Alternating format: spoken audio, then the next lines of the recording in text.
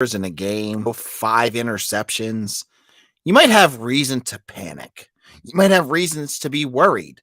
But on today's show, I'm going to explain why I don't think Saturday's spring game meant much of anything. We'll get into that on today's episode.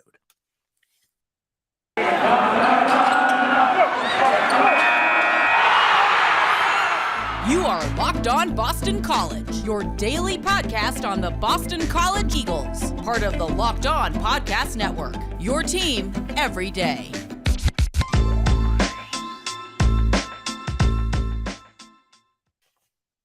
This is Locked On BC. I'm your host, AJ Black. Happy summer, folks. The spring game's over. That means spring football is done for BC. And on Saturday, the Eagles held their annual Jay McGillis spring game, a game that pitted the offense against the defense. Now, this game had one of those funky scoring systems where I have it right in front of me.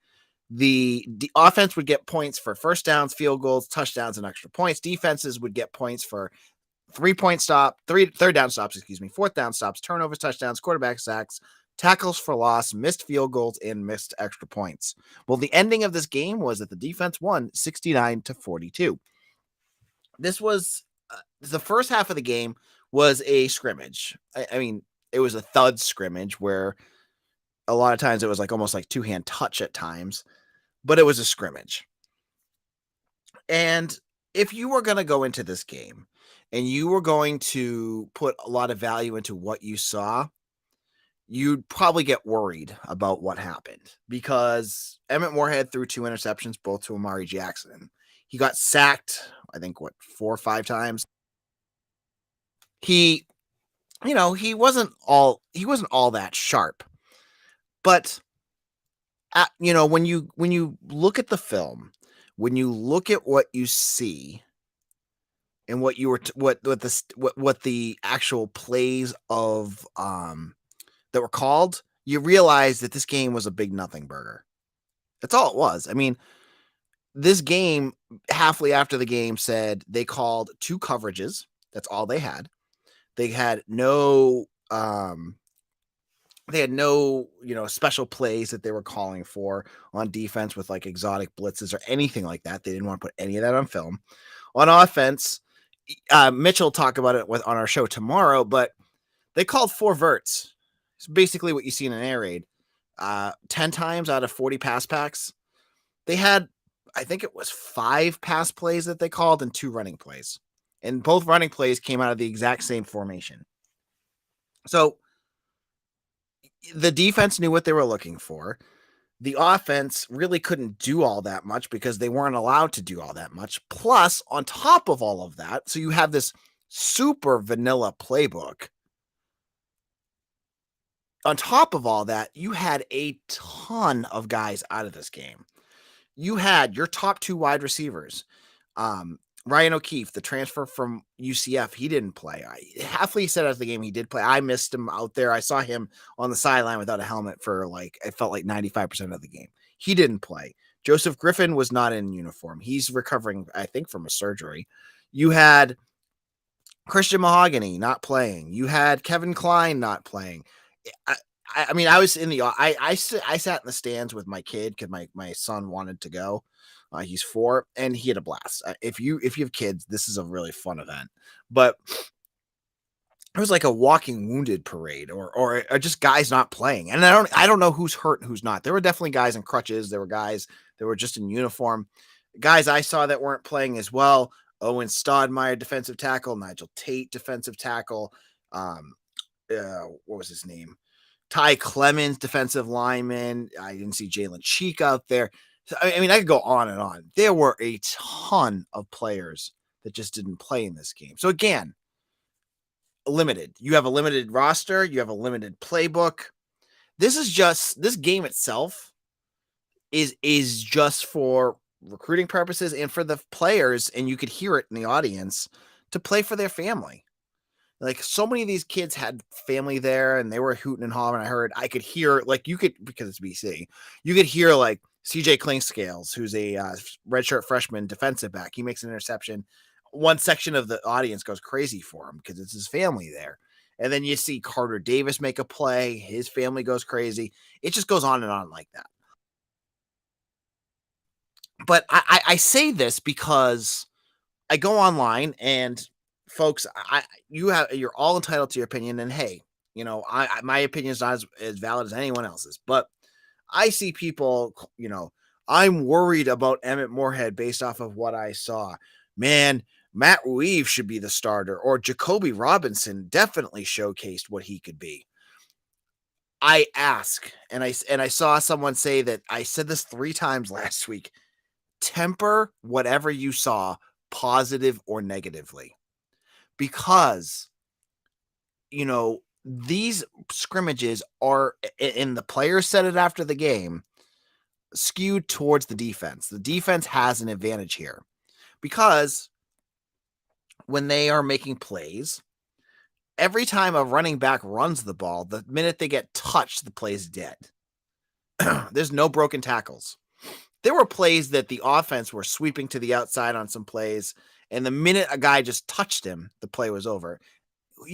In a real game, that could have gone for an extra 20, 30 yards. You don't know that, but that's the way they're doing it. They're being cautious. And I'm going to get into the second segment on whether this is a good idea or not.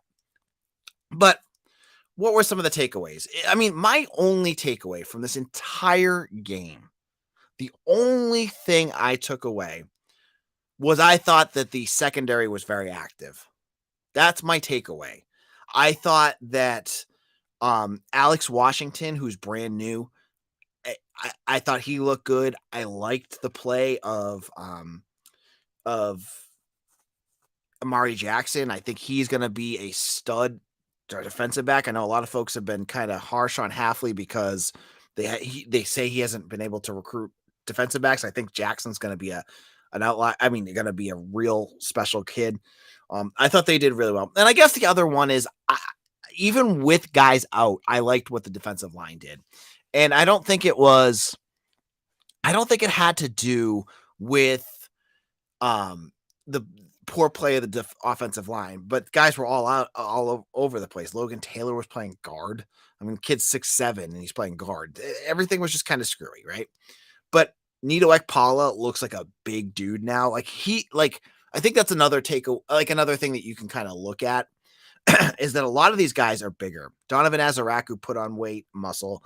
Nito Ekpala put on weight, muscle. They're all bigger and they're getting upper class bodies, which sounds creepy to talk about, but that's literally what happened. I was impressed with that. George Rooks had 2 sacks. And I'm not sure what he's going to do for this roster, but hey, that's kind of what you took away. Now, am I worried about all the turnovers? No, because how many of those plays came on Emmett Moorhead just lobbing up, jump balls to Taji Johnson or Tino Tomlin in the end zone?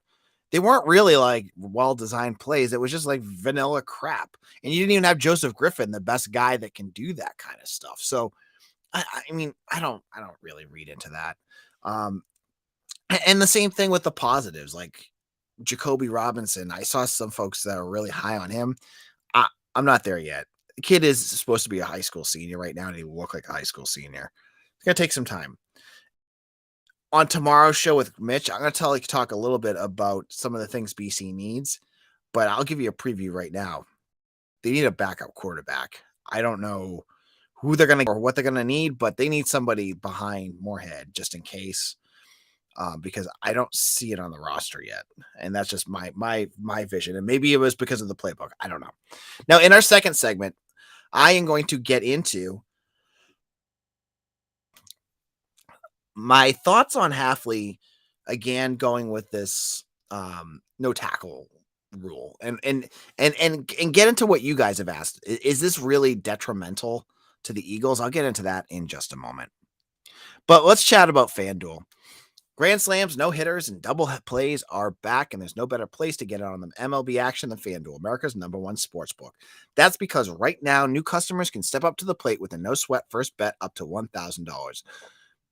Just go to FanDuel.com/lockedon to sign up, place your first bet, and get up to $1,000 back in bonus bets if you don't win.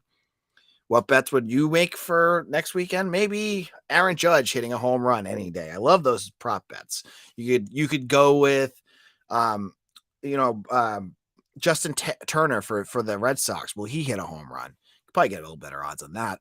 But your imagination is what you will find on FanDuel. So don't miss your chance to get a no sweat first bet of up to $1,000 when you join FanDuel today. Just go to FanDuel.com/locked on to sign up. FanDuel, the official partner of Major League Baseball.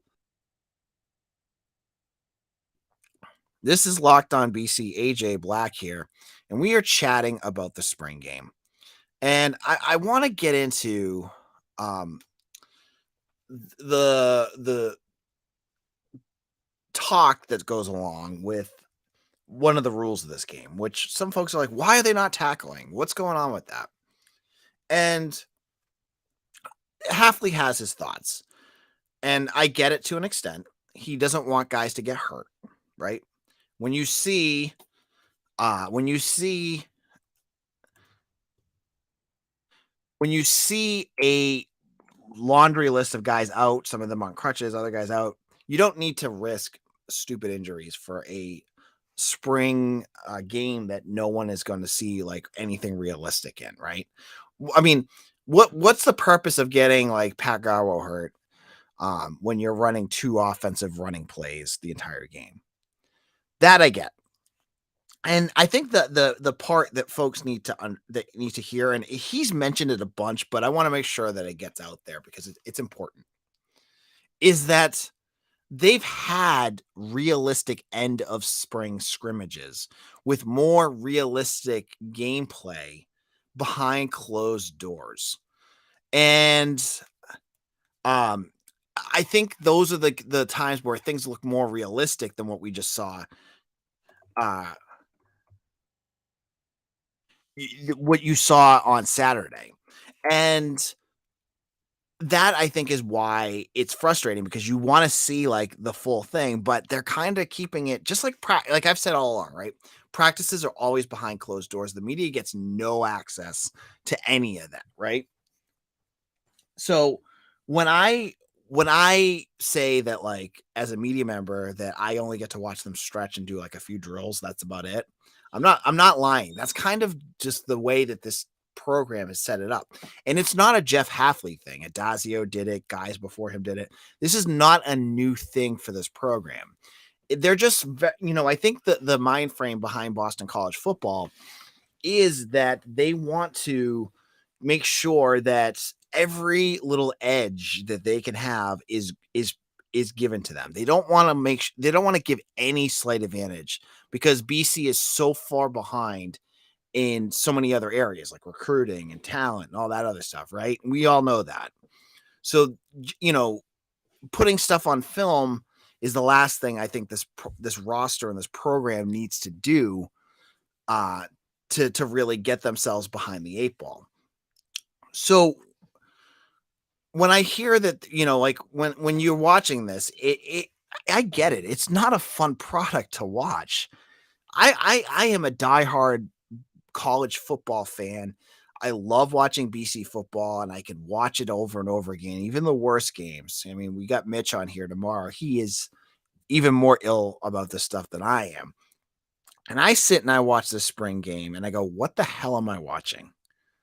Because it's not like football. It's kind of just there. It's like, hey, watch this guy try to throw a pass, or watch this guy, do the same play over and over and over again. You don't get anything out of it, and anything you get out of it, you really need to temper. So I'm totally fine with the weird hitting rule. I know that there's other programs that go full blast. That's fine. I also understand where Halfley's coming from because behind closed doors, they are going full blast. They are hitting guys. That's why some of those guys are on the bench right now, is because they got blasted. So it happens. Just as a fan, you can't see it, which I get it. I get why you're frustrated that you don't get to see that full product. There was one guy that seemed to be getting full hits, and that was Bryce Steele, who also looked a lot. I mean, a lot of these guys, I don't know what Matus did. Phil Matus, the strength and conditioning coach, did this offseason. Man, some of those dudes look big. Bryce Steele, he laid a few hits. I know Mitch said some things about that on his recap. But in our final segment, I'm going to get into where do they go from here? What happens? What does BC need to do? And what are some things that maybe we can look at and say, okay, this is where this program is at. We'll get into that in just a moment. Locked on BC, AJ Black here. Thank you, everyone who has subscribed to our podcast on YouTube. We are 40 subscribers away from 1,000. 1,000 subscribers for a Boston College podcast. I love you guys. You guys are the best. Thank you, everyone. Thank you, all of you out there right now. And I'm not looking at the chat because sometimes it gets me off on a tangent. I don't want to get there. But thank you. If you've made this your first day, if you're a day, what are they? We have a new saying. They're calling them everydayers. If you're a everydayer of Locked On BC, you guys are the best. Thank you so much. I know being a BC fan isn't the best, easiest thing, and I'm trying to give you a realistic overview of what we can expect and what you can see. And hopefully you've enjoyed that. Now, when I watched this game, you know, it left me feeling like, I mean, it didn't make me feel anything, right? As I've said all along, there's nothing really to take away from this. You had vanilla playbooks, you had guys that weren't playing. So you can't really gauge, ask yourself, did the offensive line get better? Well, they let up a whole bunch of sacks, but guys were playing out of place. There were major guys still out. Not sure what's going on there. Halfley says they're deep. That's good, I guess. The defensive line looked good. But again, they went against the offensive line that was missing pieces. So how can you judge that? I don't know. The secondary played well, but they were only guarding against 5 different plays? Kind of makes that life a little easier for them to go do that kind of stuff. I mean, one thing you could talk about, the kickers, you can't really just make up kicking stuff. And right there, folks, I think it's going to be a big position battle. And that's one we're going to watch for. Connor Litton, who went 80% as freshman, dropped to 52% last year. Liam Connor could be barking up his heels this spring and this summer. And don't count out Sam Stone, a true freshman, who could also be looking to get that starter spot. That's a positional battle. And I think that's something else that brings up another point that Jeff Halfley brought up after this game that I think is going to be what we'll be watching for. As he said, last year, he knew who his starters were, but he had no depth behind them, and he knew that, especially the offensive line. He knew that he knew that he could have certain guys out there, but after that, he didn't. This year, all over the place, he's going to have positional battles to get guys that are the best in at those positions. That's good. Competition is the best thing in sports. If you've got a solid wide receiver who just knows he's going to be wide receiver 1 from day one with no one behind him barking at his heels, that guy might just take things a little easier, right? He may just stay out there and go, put 80% in at practice or not do the things that he needs to do. If you've got too deep of players that could go out there and play every single day, that is the sign of a program that's developing. Hopefully, that's what you're hoping for. And I think that's what the staff is seeing and expecting this fall. But again, I'm just telling you what I've heard. I need to see it. I'm going to have to say I'm going to need to see this first. But that's what they're expecting. They're saying that there's depth there. And the final point is there's going to be positions, and we'll get into this with Mitch on tomorrow's show, where they're going to have to continue going for the transfer portal.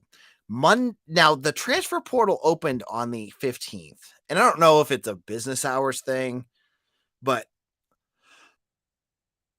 the portal news has been really quiet all over the nation. I've seen a couple names here pop up, but it wasn't like the after the regular season rush of kids entering the portal.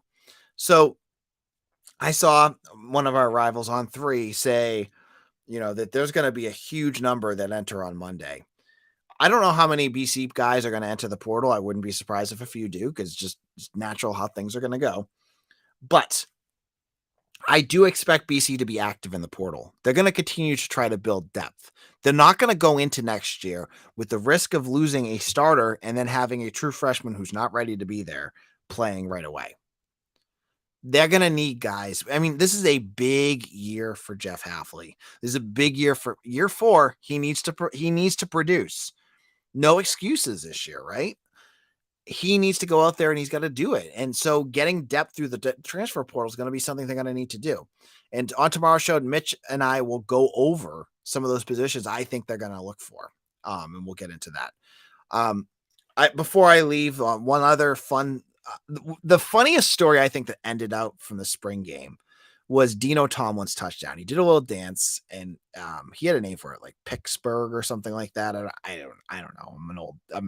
I'm getting up there in age. I'm not familiar, but his dad, Mike Tomlin, the head coach of the Steelers, were there, and he had a really funny tweet about it. And he said, "As a father, I love this," and it was a picture of the video of him dancing. And as a coach, I hate it. I thought that was just funny, but it was a great moment for Dino because Dino, during the regular season doesn't get to play for his dad because his dad's coaching all the time. So he got a chance to go there. Again, one of those reasons why the spring game is kind of important. Gives chances like guys like that to come and see his kid play. So that's good. Now, before we wrap up, I'm going to do just a quick sports thing and then get into comments. Baseball, they lost 2 out of 3 to Duke this weekend. Just again, if the baseball's starting to struggle here, folks. 5 losses out of the last 6 to ACC opponents. They got to figure out something quick. Their pitching has been a little bit iffy of late, but they're going to need to start pulling off some wins if they want to host. That being said, I have to say, after I got out of that press conference on Saturday, I made it down to Harrington Village. That place was buzzing, and they broke all sorts of records. They had 2,600 people at the baseball game, an all-time record. The place was sold out, and they got to see a win, which was great. Then I stayed for softball. It was what my son wanted to watch. That place was packed too. It was such a great atmosphere. It was great weather, first of all, but Harrington Village was bumping, and it was such a great thing for the future of the sport. I remember when I was there watching baseball at Shea Stadium and having to stand on the ramp of the Beacon Street Garage to watch the game.